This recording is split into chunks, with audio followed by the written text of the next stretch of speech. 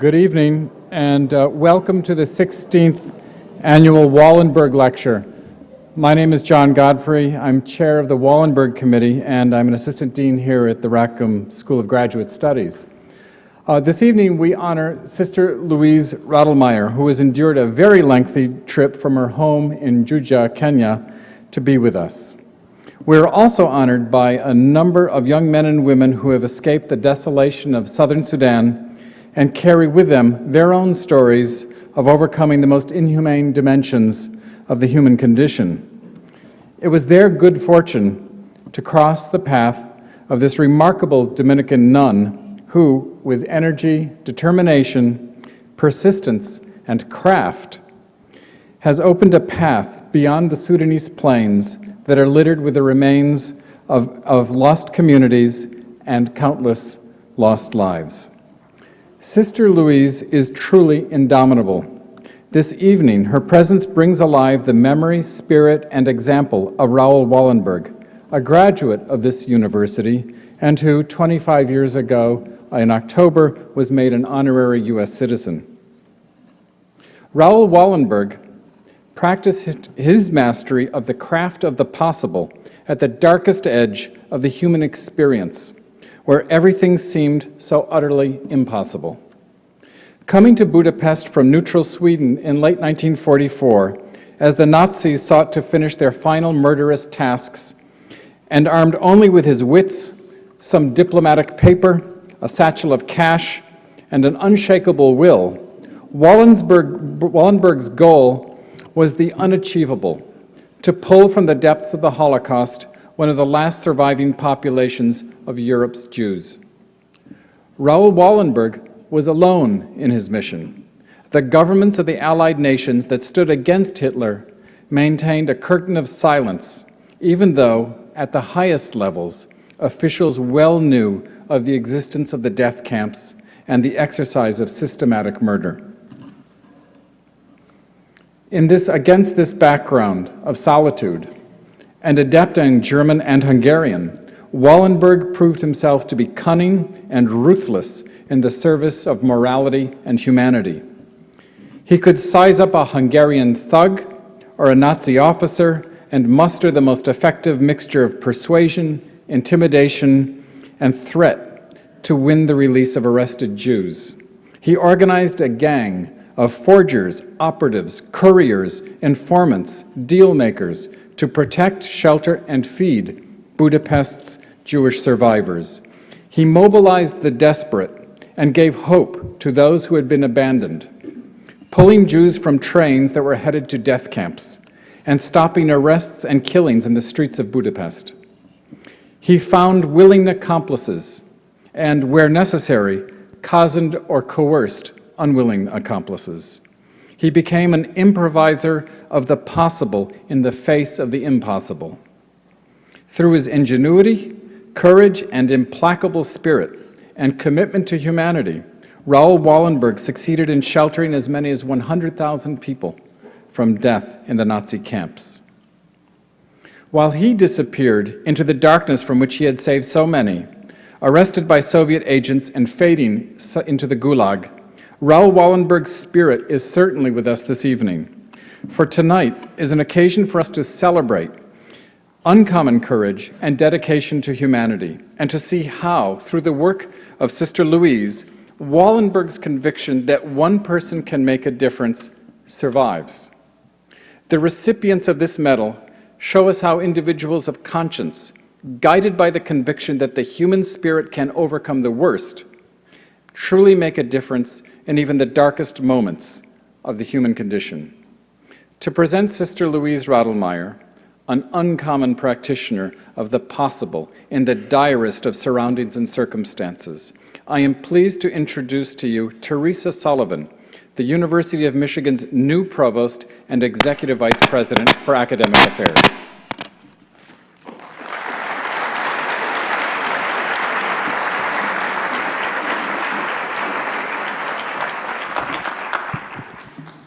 Thank you, John. I'm pleased to welcome all of you to the 2006 Wallenberg Lecture. Since the first lecture in 1990, This has been an important event on the University of Michigan campus. It provides an opportunity to pause and recognize the difference one person can make. World events move rapidly today. Technology enables us to know a great deal about what is happening throughout the world and to learn it in real time. Every day we see and hear about wars, bombings, detentions, and disappearances. But the news services rarely provide us with the stories of individuals who are taking action against violence, persecution, and oppression. It is important to do this, to remind ourselves that individual lives and actions can counter the inhumanity of the world. I'm grateful that the Wallenberg Lecture provides us with an opportunity to come together as a community to celebrate individuals who make a difference. I'm very pleased to announce that this year, the Wallenberg Endowment will expand the work it supports. The Executive Committee for the Endowment has created the Wallenberg International Summer Travel Fellowships. These will be awarded to both undergraduate and graduate students here at the University of Michigan. When Raoul Wallenberg was a student here in the 1930s, he traveled across North America to observe and learn from people of all kinds on their own terms. This experience helped him understand the human condition. It shaped his lifelong concern for human dignity and humanitarian values. In the spirit of Wallenberg's experience as a student, the Wallenberg International Summer Travel Fellowship will allow the recipients to take part in community service or other civic endeavors anywhere in the world. Let's take a moment to thank the many people who make this lecture and the expanded work of the Wallenberg Endowment possible. Please join me in acknowledging the work of the volunteers, faculty, and staff whose efforts throughout the year culminate in tonight's gathering.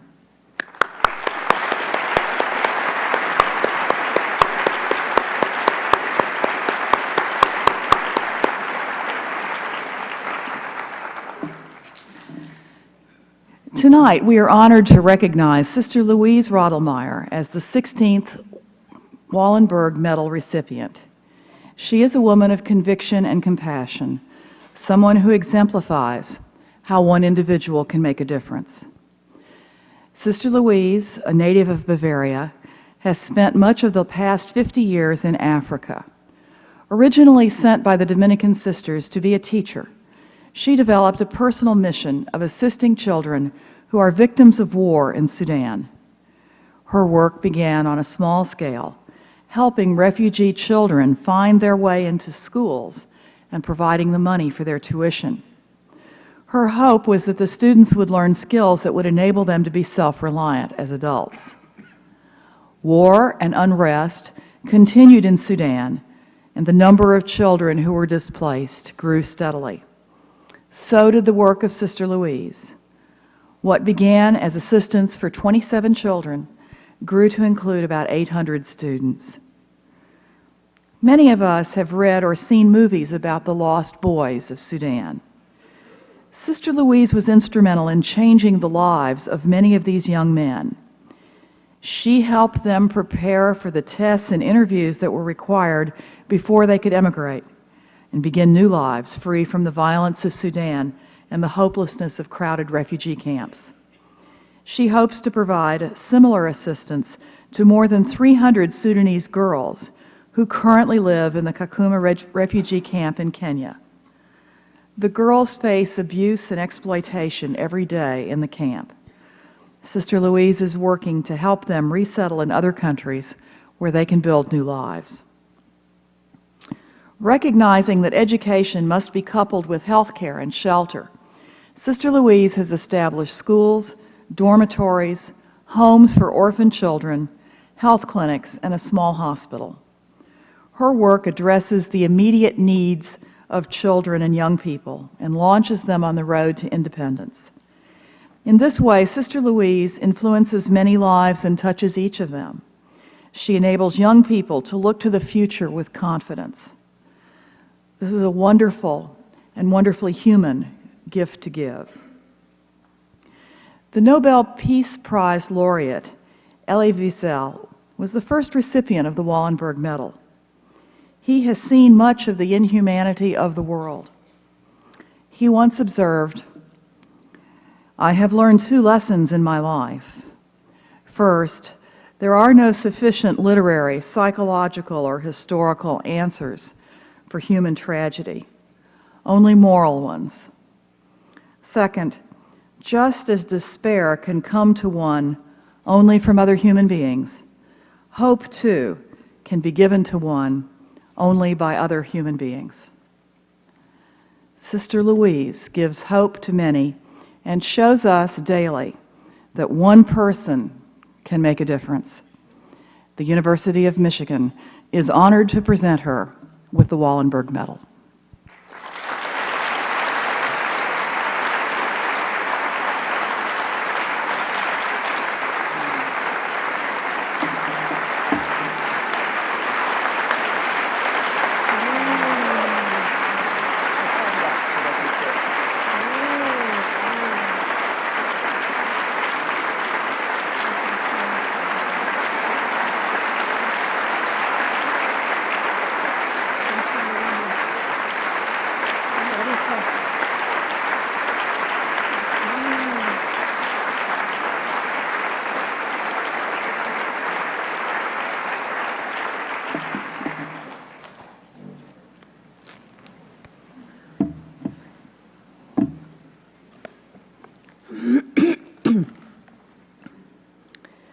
My dear friends, distinguished guests of the Michigan University, my dear former refugees who have come here tonight for this great function, it is indeed a very great honor for me to be receiving this wonderful, heavy, precious medal. Thank you so much. It is something that I never dreamt could ever happen to me. It humbles me very much to see that such an esteemed institution like Michigan University should pick someone from the bush of Africa to give such a great honor. In fact, I feel so unworthy of it. Because what I do, I just do it because I feel when there is a need somewhere, it is understood that one lays hands on and tries to help when help is required. This refugee work is quite a big challenge. It brings along many trials and tribulations and frustrations. But it also has moments of special rewards. For example, like this one today. And when I see so many of the young men here, those who were scruffy little rascals when they first came to me, to see them now as very nice, established gentlemen who have traveled long distances in sleek cars, which they drive by themselves even. I'm very proud of them, to see them here. And really, it shows me that the efforts that we have put in helping refugees, that the efforts are not in vain, that they bear fruits. For this, I'm very happy to thank you all to be here today. My work for refugees began in 1985 when my congregation, the Dominican Missionary Sisters, posted me to Kenya. I had no idea that I was to find a refugee camp about 7 kilometers away from our pastoral center where I was to live. I was lecturing at Kenyatta University for 15 years in order to be the breadwinner of our community. But the community was soon dissolved because 2 sisters became ill. But all along, young boys and girls were coming to us seeking help like clothing, medical care, and above all, education. In these encounters, I learned how 10-year-old and 16-year-old boys and girls fled from their home countries like Sudan, Ethiopia, Somalia, Uganda, and later on also Rwanda and Burundi. How they managed to escape the horrors of war and the massacre that was raging in their home countries and which they personally witnessed. Some even still had bullet wounds lodged in their limbs and needed surgery. We provided medical care and clothing as best as we could. Then, when the other sisters had left, I was to continue on the university and continued to work for the refugees. So one day, a young Ugandan army intelligence officer, who was also in the Thika refugee camp, came to me and said, "Sister, there are 18 Sudanese young men from the age of 12 to 20 sleeping in Uhuru Park in Nairobi and surviving by eating grass. You must help them." UNHCR had discharged them from the camp but they were too young and too illiterate to earn a living and feed themselves. So I asked him to bring them to me. And the picture of these thin, emaciated lads in tattered clothes was really pathetic. A good number had also tropical sores. I rented 6 rooms. One was to be a kitchen and 5 of them to be bedrooms. We only could afford 2-inch mattresses on the floor and 1 blanket each. But within a few weeks, 27 more came, also from Sudan and discharged from the refugee camp. There was no way to turn them away.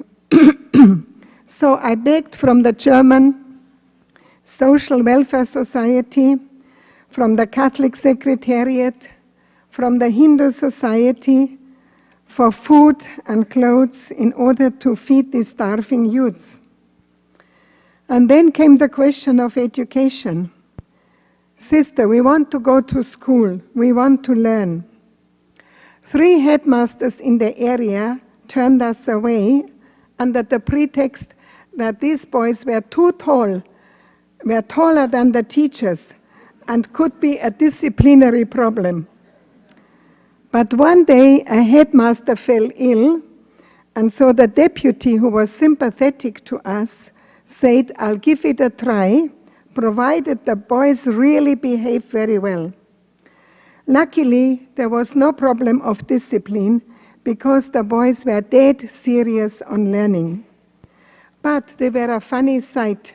Long, thin legs and short blue uniforms, shorts, had to stalk to the school. Soon they had recovered and gained strength that they could even participate in sports. And in a short time, the Gachororo Primary School won 1 race and 1 match after another. And this made the school come first in the whole province.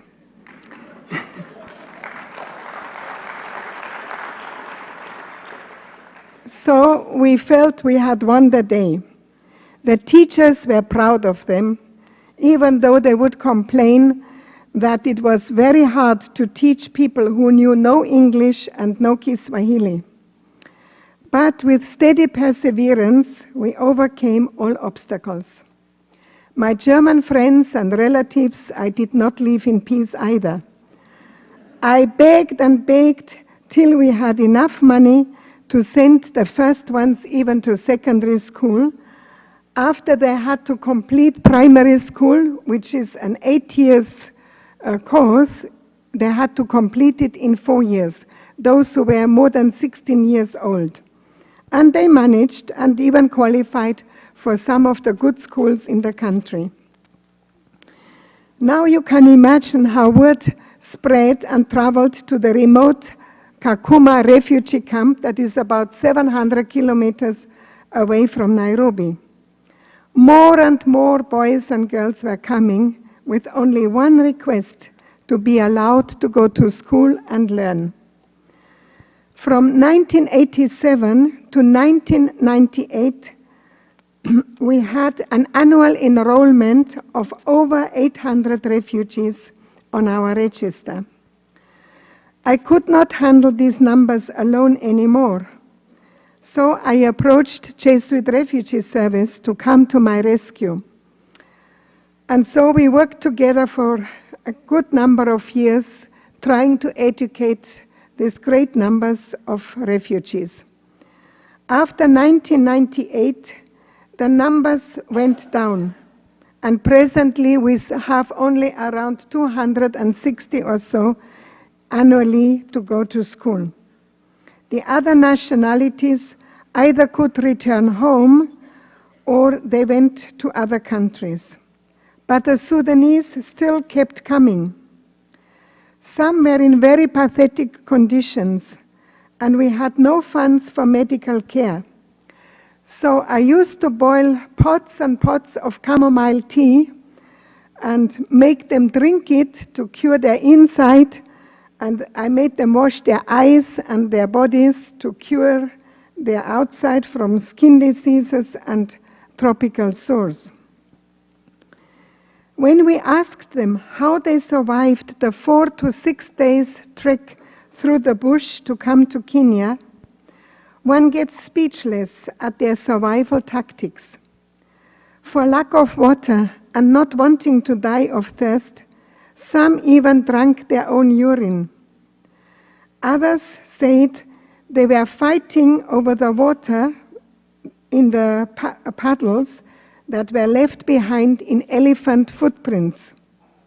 And their diet was leaves and grass and berries and roots till they reached the refugee camp in Kakuma.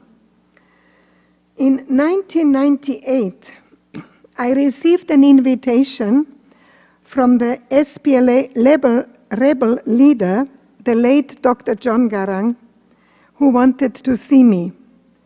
I was very, very scared because I was helping such boys and girls that had run away from forced conscription into the rebel army and those who had escaped from active combat.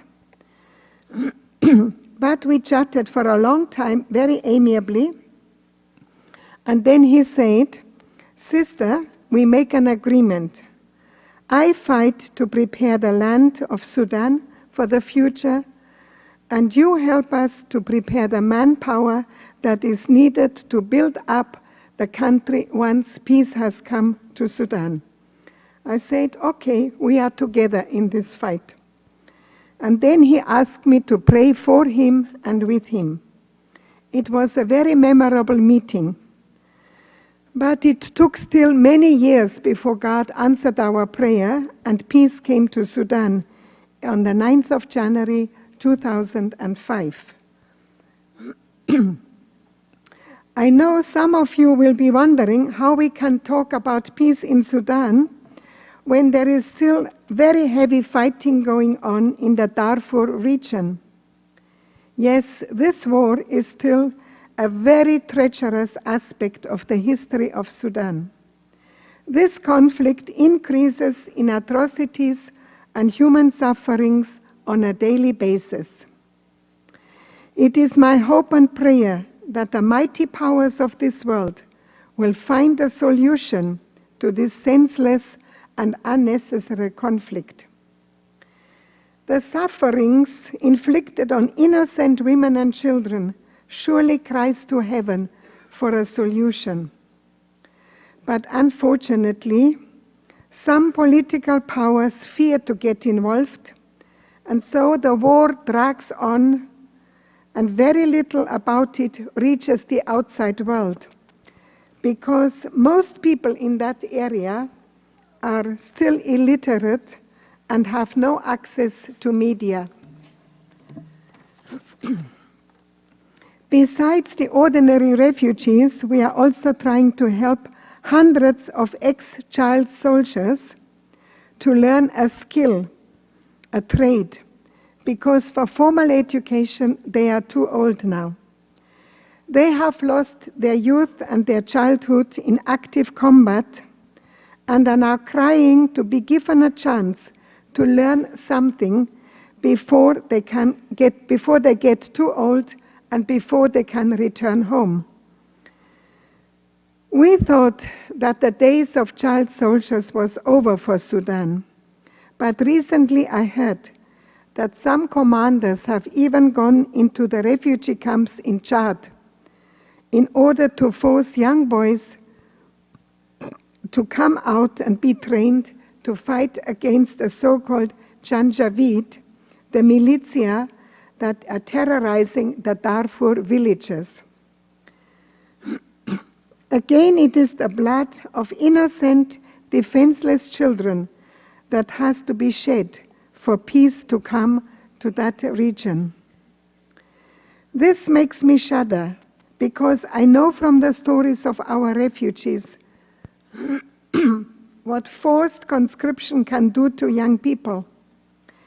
The brutality meted out to them during the training and when they are pushed to the front lines is enough to destroy a young person's character, let alone the drugs that are administered to them so that they go into battle fearlessly. The psychological scars are often worse than the physical scars. One young lad confessed to me that after a battle, he had to shoot his own friend because the boy was so wounded that he could not be carried with them, and to leave him in the hands of the enemy was more terrible than to die on the spot. So it was more merciful to give him a bullet shot than to leave him exposed to the tortures of the enemies. I have another lad with me in Kenya. He is limping a bit, and when I asked him what happened, he said, as they were escaping from Ethiopia after the fall of Mengistu Haile Mariam in 1991, they had to flee back to Sudan. But they were bombarded by the Antonov planes, and the splinter bomb hit him and ripped open his belly, and all the bowels came out. But a kind lady who was like a mother to him pushed them carefully in and squeezed the juice of bitter leaves onto the wound that it should not get septic, and covered the wound with the leaves, and then they put him on a makeshift stretcher of bamboo sticks and tree barks and carried him along with them. But he said this was not as terrible to him as seeing how his parents were killed with machetes in front of him when he was only 7 years old and had to flee and run away alone to save his life. There are hundreds of such similar stories of physical and psychological suffering that the war brings to children and youth.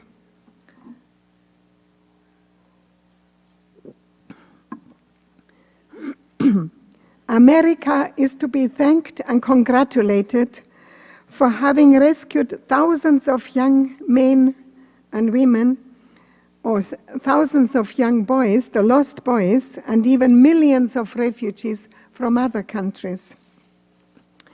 The story of the lost boys, I am sure, is familiar to most of you. Some of them are even here tonight.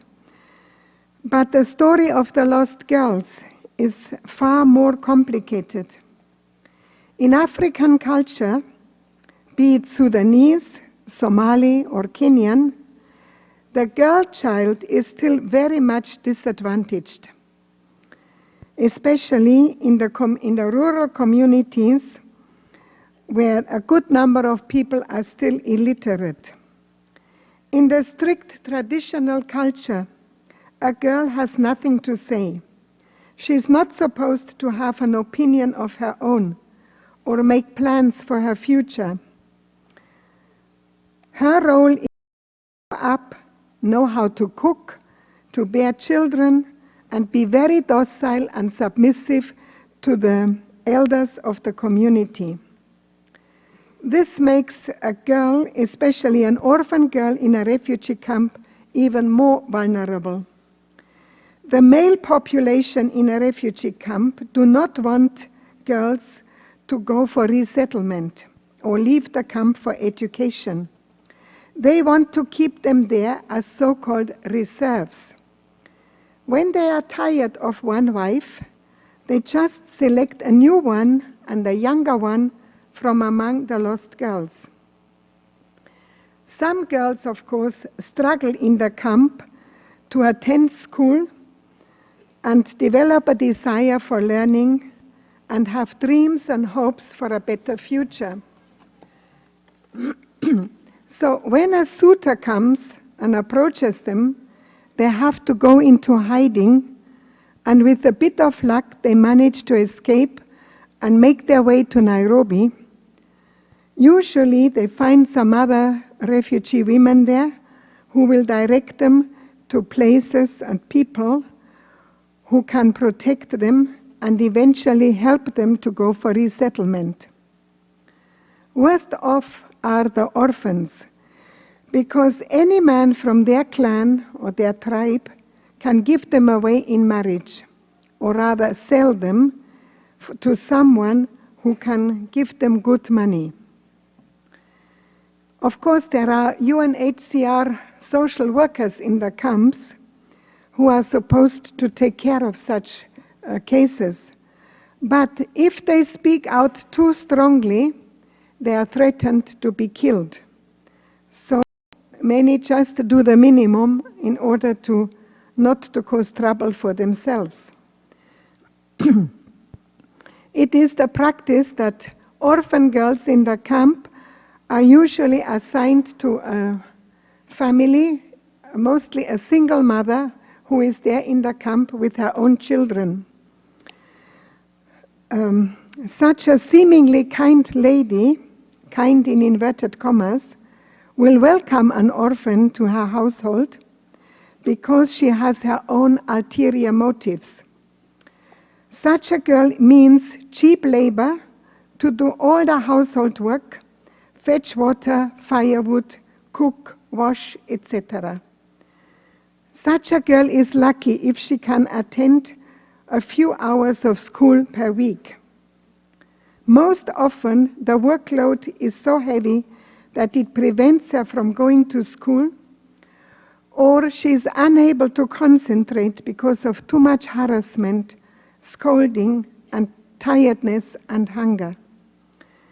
If she dares to complain to a social worker, her situation will only become worse afterwards for having betrayed her foster mother.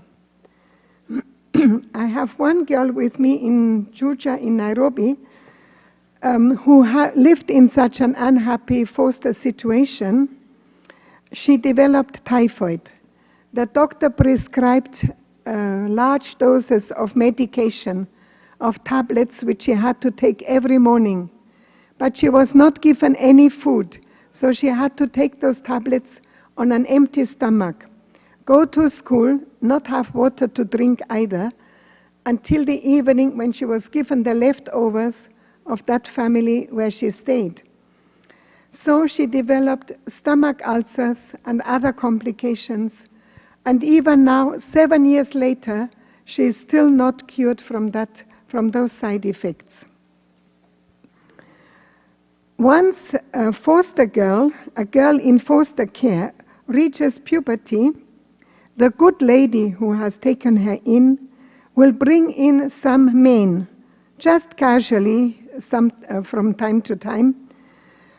And whether the men are young or old is not important, as long as the man has money and can pay. So before the girl realizes what is going on, she is told to go and be somebody's wife. Her own wishes count nothing. Hundreds of girls in the camp get married off in this way.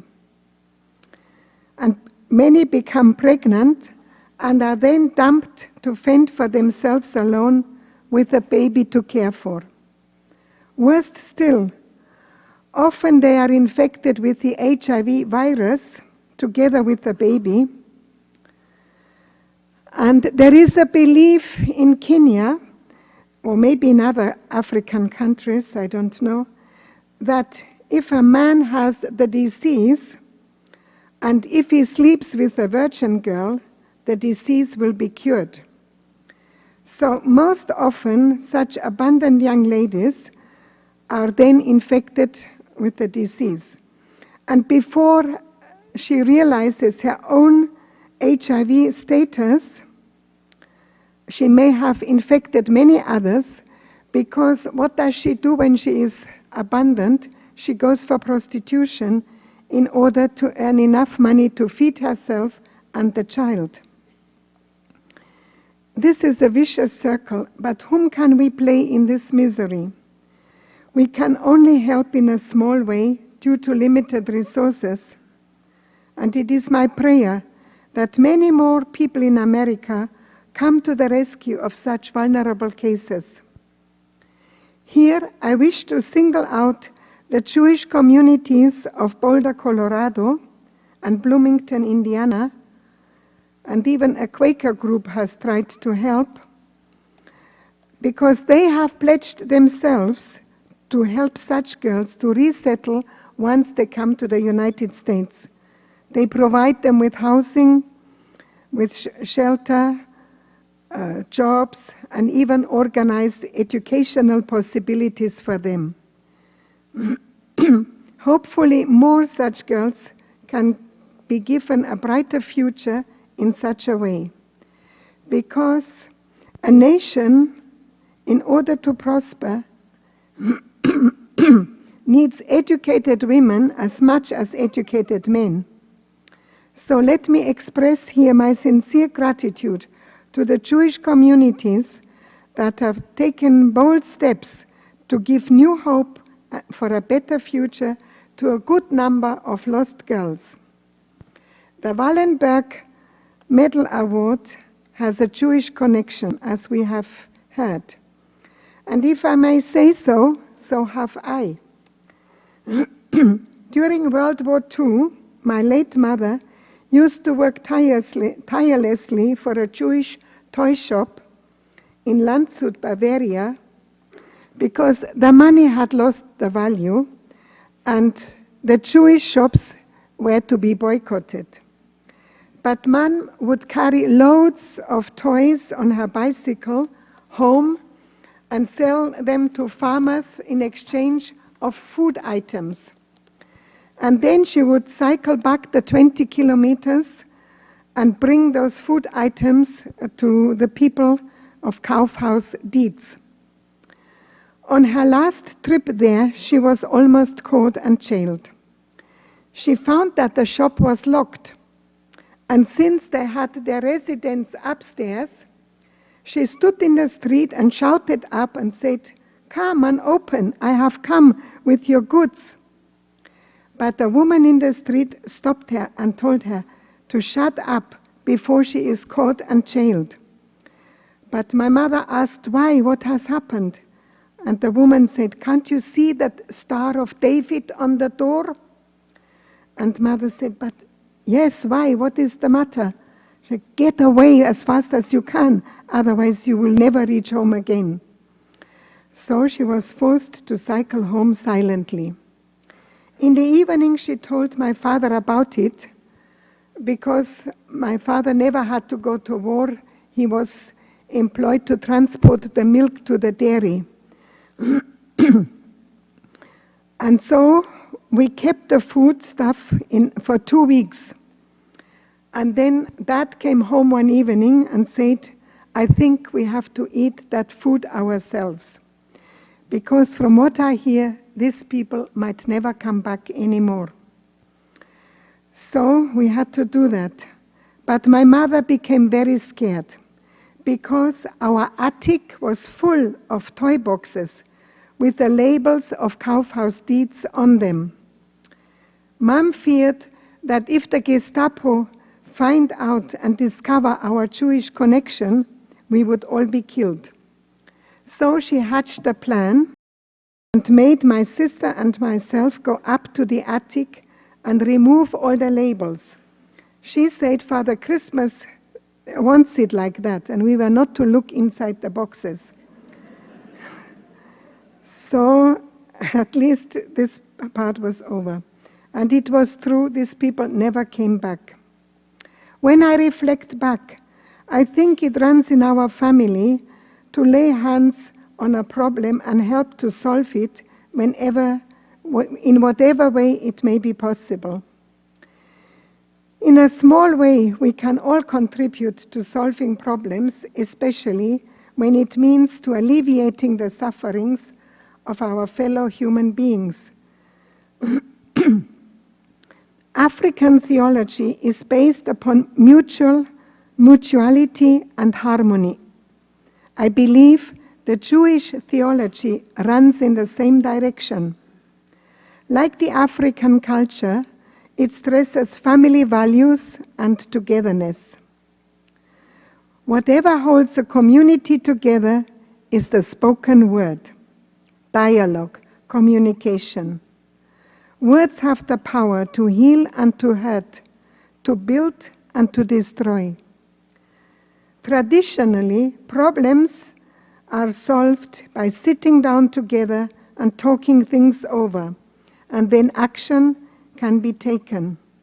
Already in the Bible, in the book of Genesis, we read, God spoke, "Let there be light," and there was light. Action followed the word.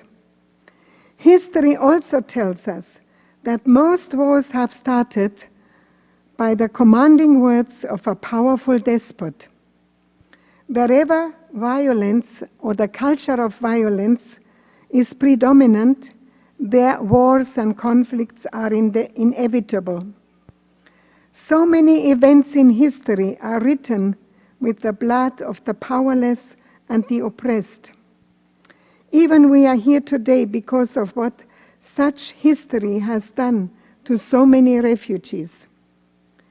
Yet, I do not want us to dwell on the powerful and mighty rulers that have caused so much suffering and displacement in the world. Let us look at the history of what groups of small people, unknown people, have done and are still doing today. I'm referring here to the small groups of courageous Jewish people and rabbis that are making history nowadays, because in the midst of all the suffering that surrounds us, they have spoken some daring words. Let us do something and help at least a few of those apparently insignificant people in the world, the lost girls. They spoke words of healing and building up, and have already begun to put them into action. Such stories provide a climate for freedom and new growth in the world. More and more such stories would set the world free indeed. There is a Hebrew saying which says, "Don't consider yourself unworthy, because God does not consider you unworthy." These Jewish communities of Boulder and Bloomington are passing this message on to all these girls that they are already welcoming in their homes, and they are still welcoming in the near future. I have seen the importance of these words in some of the refugees that we have helped. They would say, "Now, during the war, I was treated like an animal. I was like an underdog, surviving only at the mercy of those over me. Now that you have helped me, I feel I'm like a human being again. Wars have such terrible side products.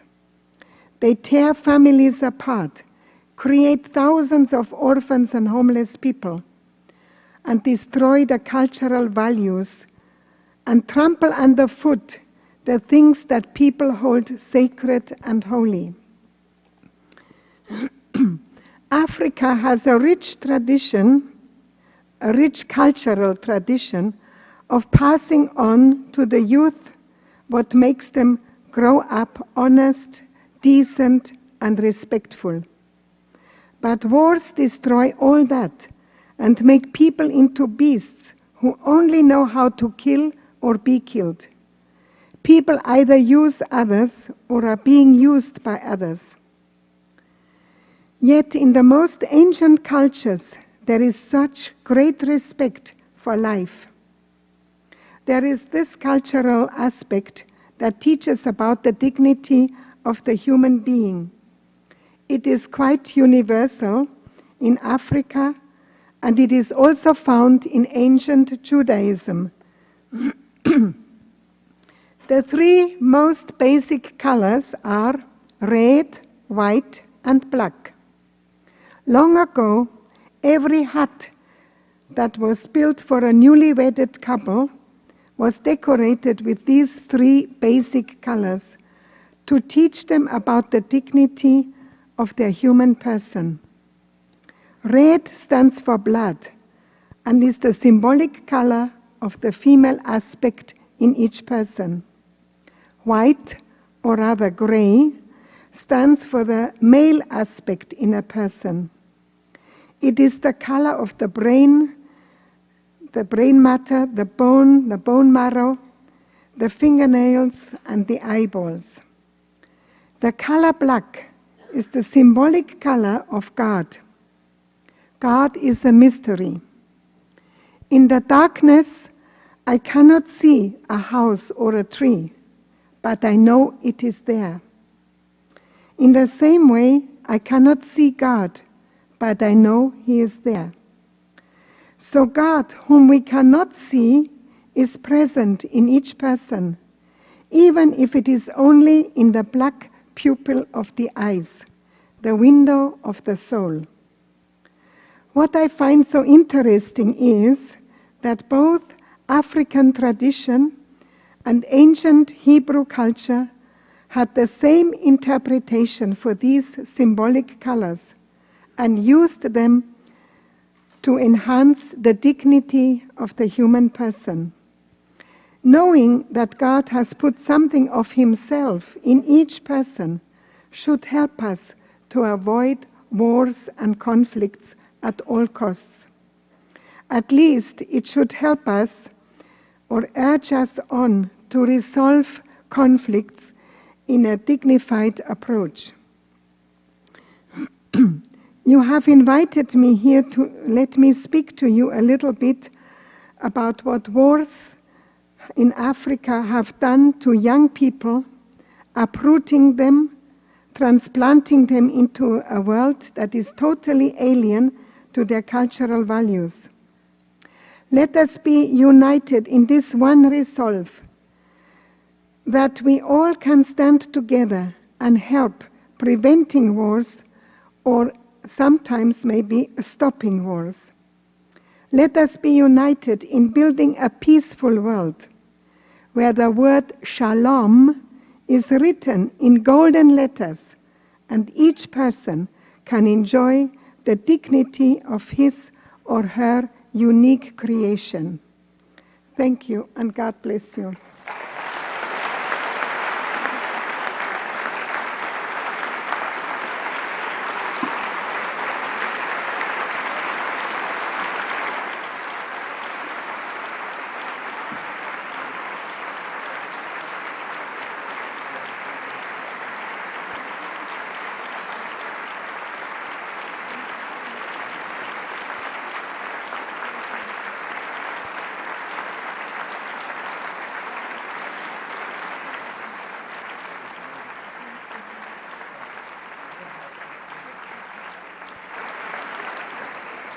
Thank you, Sister Louise. Tonight, we're also very fortunate to have with us Melina Peter.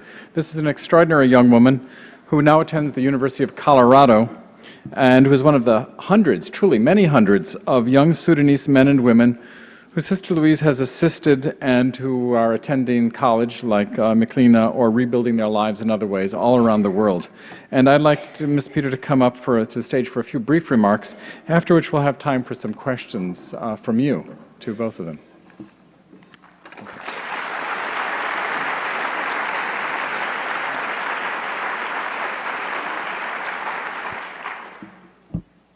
Thank you so much for having us here. And thank you for what you have done. Like the little time you gave to us this evening, it's very much valued, not only in our Sudanese culture, but in the culture of human beings. I'm so happy to be here today and share with you like a little bit of my background. I will not go much because sisters have touched almost everything. So just being a refugee or living with sister for some years, it taught me a lot of things that I was not even thinking that human being can be able to do.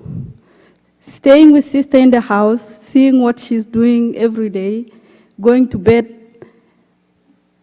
in the morning at around 2 or 3 sometimes, taught me a lot of things. And I thought like, what should I do? What should I do to help her?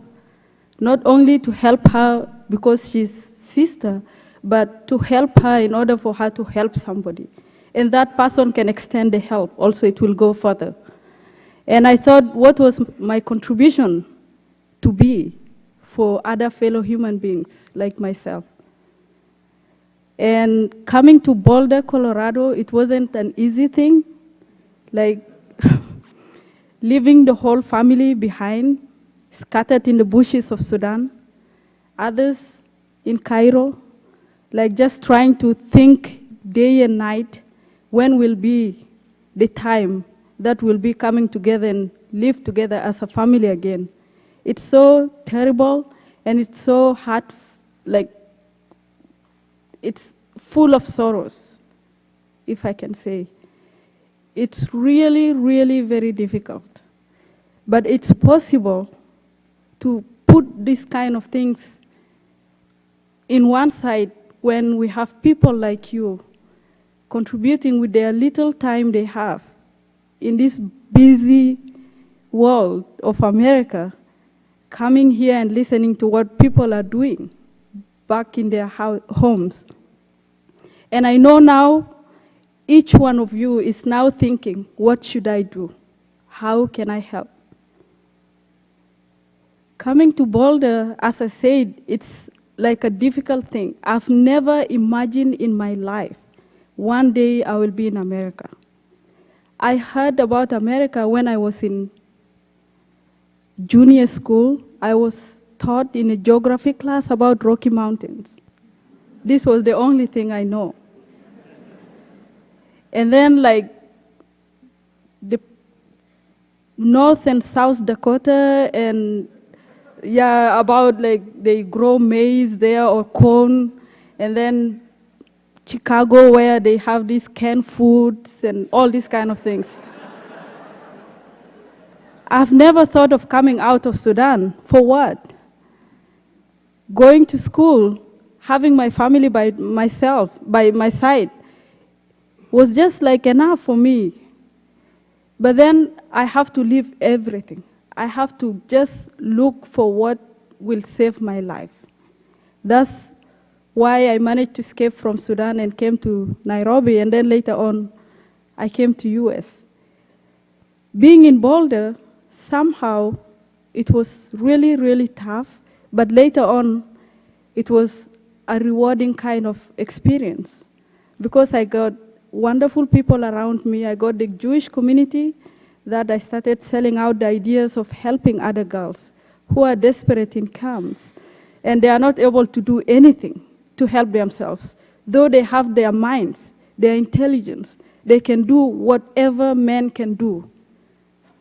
but they are not given that chance. They are always denied everything they want to do. They are always forced to do something that they don't want to do.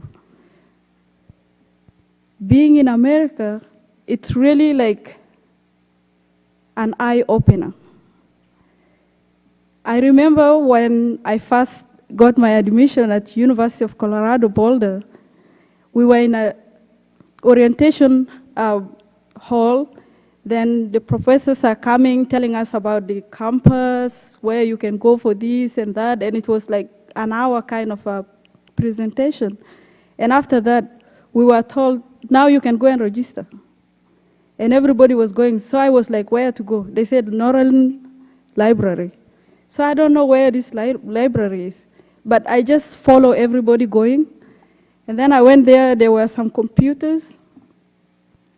I saw everybody sitting, and of course, like back home, for somebody to sit in front of a computer, that means this is a boss. So I was like, am I gonna be a boss or something like that, or what is it? So everybody sitting there just going, typing, and so I was like, which class should I register on? And what should I do? What is even the website?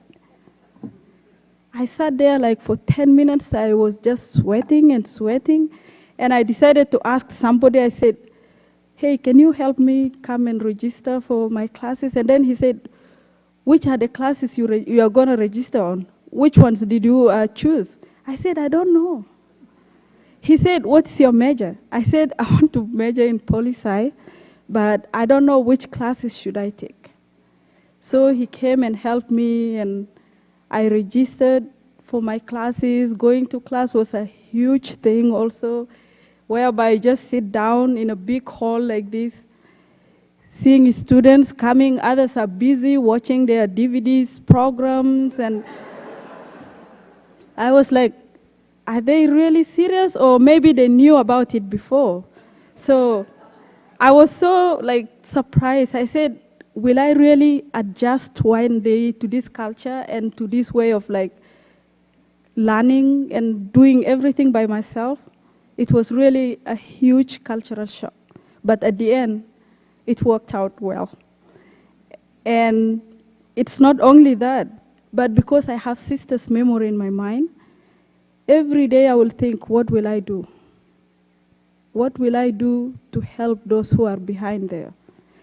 And I remember one journalist interviewed me in Nairobi, in Boulder, and he said, oh, Melina, you must be the luckiest one, and like, you should be very happy and proud that you are the only girl now here in Colorado among 63 boys. Then I'm like, can you repeat that again? And she's like, I mean, you must be the lucky one. I said, how can I be a lucky one while I'm the only person here? Can you be able to clap with your one hand? You can't. Me here even getting post-PhD, what can I do in Southern Sudan? Nothing. I need the other hand so that I can join together and clap and produce a good like rhythm. And then I started thinking of like, oh, what should I do? I was so confused, not knowing exactly what to do.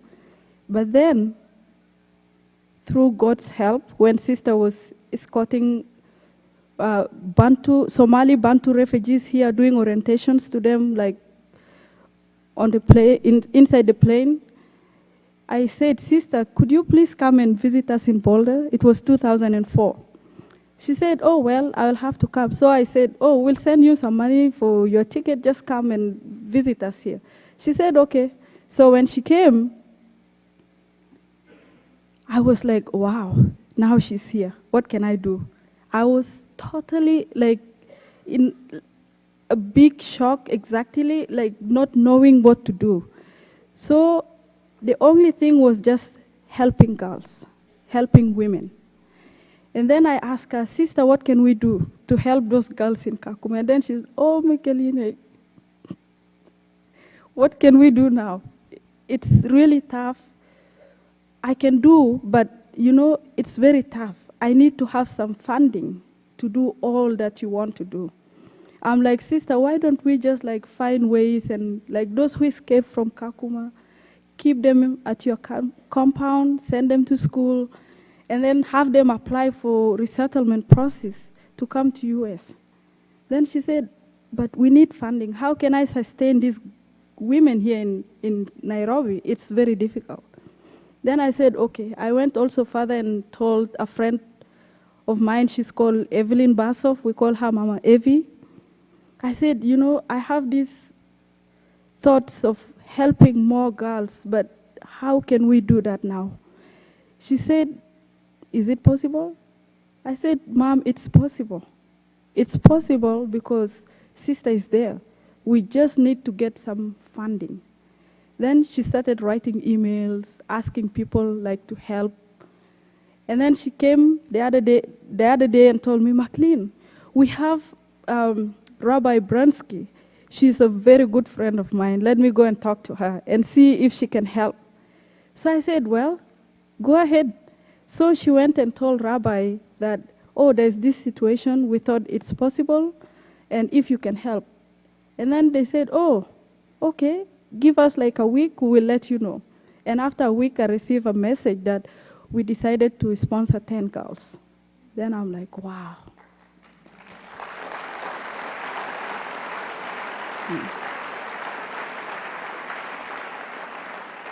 I was so happy. And then I said, okay, that's good. And then they would call me and ask me. Sometimes I'll be in class. Then I said, get sister's address and just communicate direct to her. They started communicating with sister. And after sometimes, another Jewish congregation group said, we'll sponsor 4. I'm like, wow, things are working now.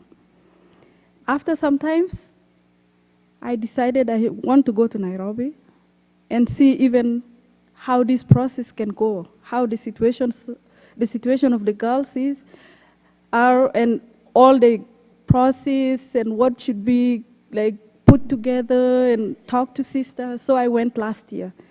And it was also a privilege for me to go through Egypt, because then I have to see my mom after 15 years.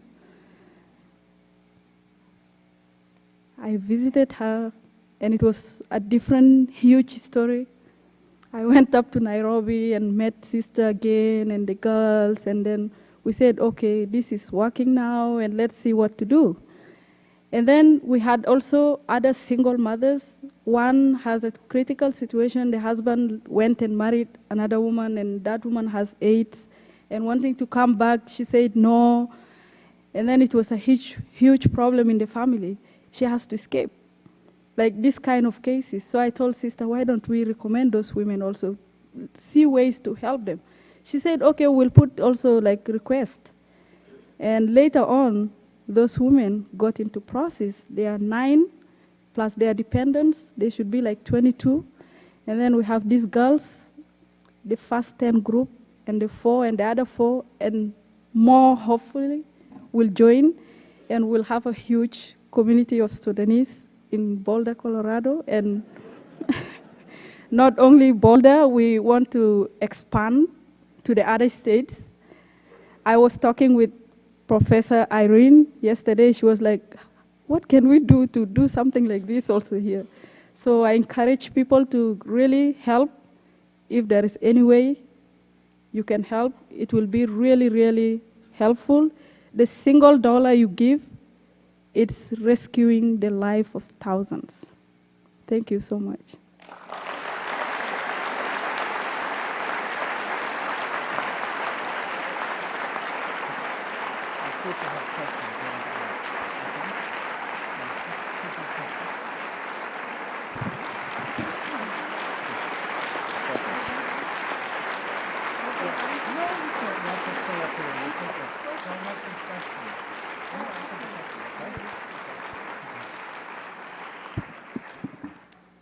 So we have a little bit of time for some questions, and then we invite you afterwards to go to reception here in the lobby outside. I can't quite see, so I don't know. It's quite bright. Does anybody have a question?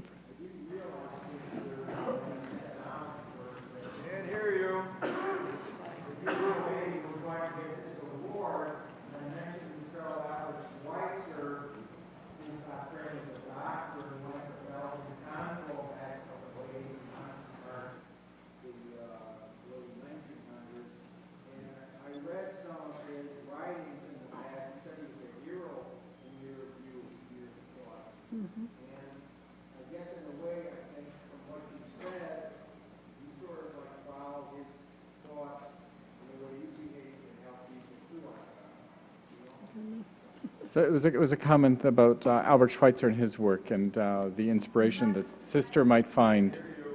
It was a comment about Albert Schweitzer and his work in Africa and the inspiration that Sister Louise might find in his work.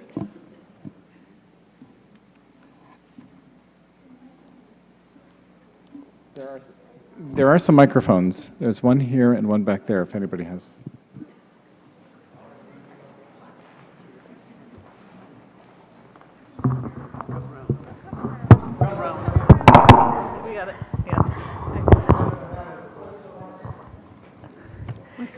It's been wonderful listening to Sister and to the young woman who's there. I can't quite say your name, but you've been very inspiring. And I see some of the young men in the audience, and I was wondering if they could come up to the stage and we could meet them. Oh, yeah.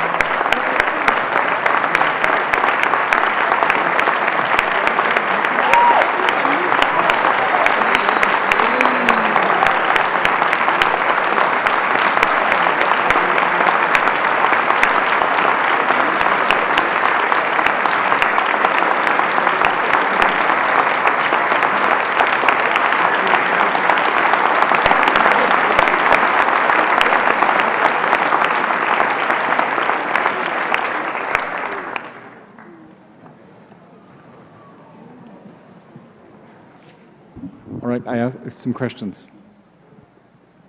Do you want to, just a couple of questions, then we'll go to the lobby.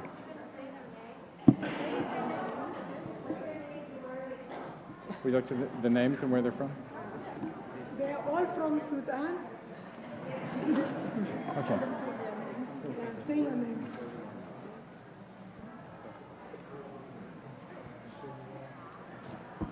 My name is Charles Leno. I come from Syracuse, New York.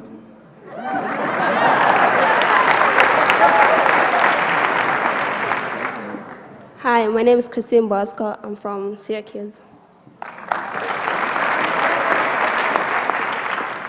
My name is Patrick Camilo. I'm from Lansing, Michigan.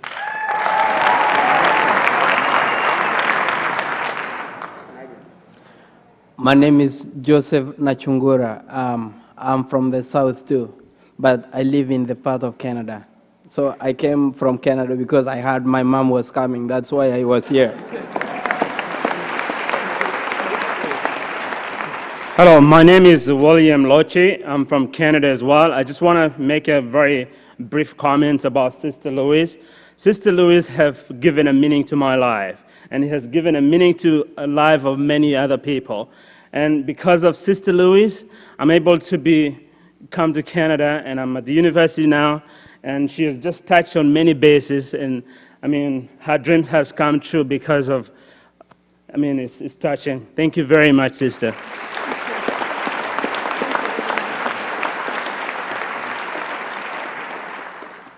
I'm Emilio Vigilio. I'm from Syracuse, New York. Sister has done a lot of things. She's great.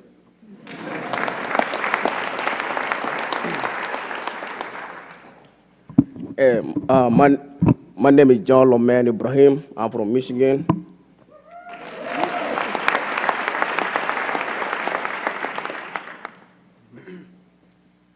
My name is Dominic Morris, and I live here in Lansing.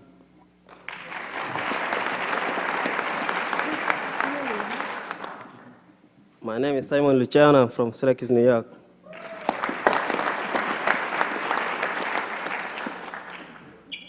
My name's Benjamin Vigilio. This is my brother right here. I'm from Syracuse, New York.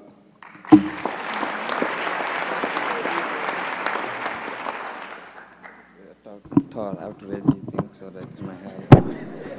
You heard there are some tall Sudanese boys, and even the uniform couldn't fit them. I think I'm one of them. My name is Julius Nyambur, and I remember Sister mentioned that, during the war, some Sudanese were being conscripted, they were being forced to fight the war, they were not even willing.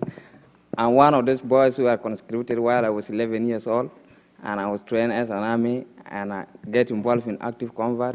But I can't imagine I'm now here today. I'm just 3 months old from Nairobi. I have been with her. Today I'm turning 3 months in America. It is just great. Thank you, sister.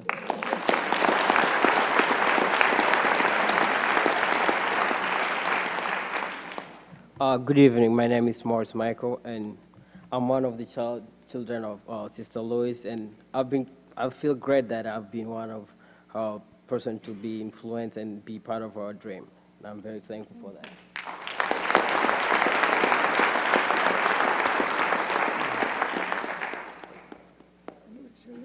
Hello, my name is Charles Loki, and I met Sister when I was only 7 years old, so she's a big part of my life. Thank you.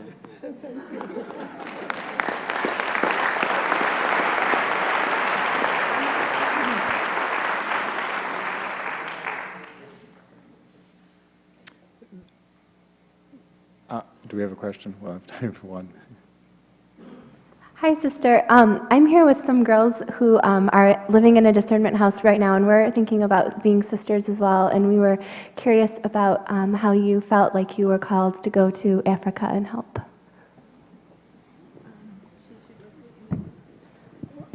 When I went to Africa? Oh, I wanted to become a missionary when I was in secondary school. In fact, when I was in secondary school, I was a very good sportswoman at that time.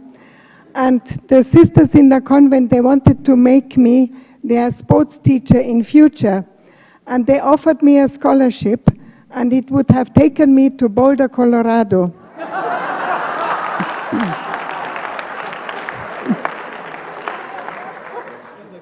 But when I brought the application from home to my dad to sign, he said, "What? None of my children will go to America. Hollywood is immoral. You cannot go there." For him, America and Hollywood was one thing. Huh? So he tore it up, and I was not allowed to go. A year later, when I said I wanted to be a missionary sister, he said, "I wish I had let her go to America." They would have driven that idea out of her head. But finally, I found a missionary congregation, the Dominican Sisters, in Stralfeld in Germany. I joined, and then we came by boat via Beira to Mozambique, southern Rhodesia, into Africa, and from there I started working up to this day. Okay.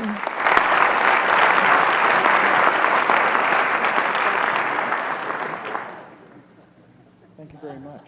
Thank all of you. So please join us for reception out in the lobby. Thank you very much.